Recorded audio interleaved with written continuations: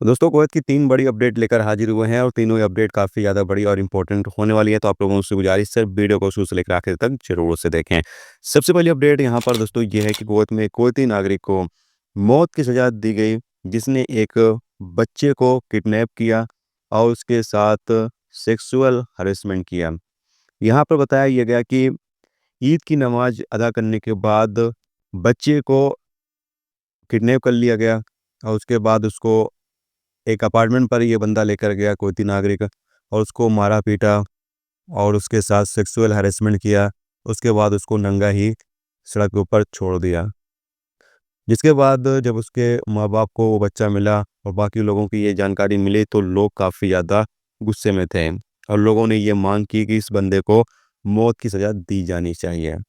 Kuwait के वकील ने भी यही मांग की कि इस बंदे को मौत की सज़ा दी जानी चाहिए, ताकि कोई दूसरा शख्स इस तरह की गलती कुवैत के अंदर ना करे।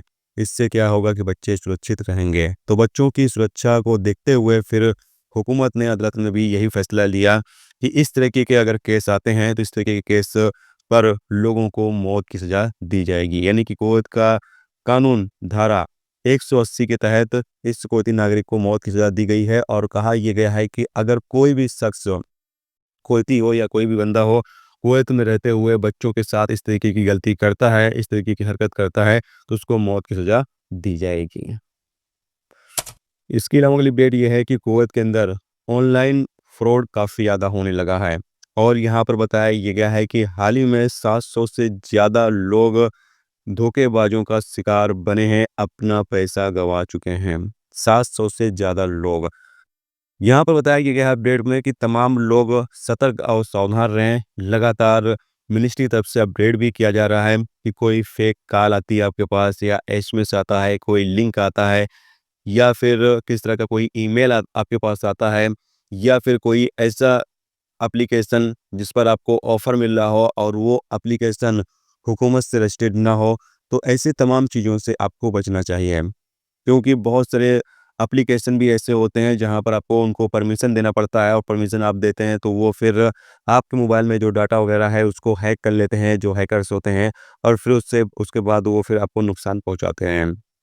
तो आपको सतर्क और सावधान रहने की ज़रूरत है। आज के टाइम में इतनी आसानी से कोई फ्रॉड नहीं कर सकता है। अगर आप गलती करेंगे तभी सामने वाला बंदा आपके साथ फ्रॉड कर सकता है। तो तमाम लोगों को सतर्क और सावधान रहने के लिए कहा गया है, क्योंकि यहाँ पर 700 से ज़्यादा लोगों ने अपने पैसे गँवाए हैं। इसके अलावा अगली अपडेट ये है कि कुवैत न्यू एयरलाइंस के साथ पार्टनरशिप कर रहा है।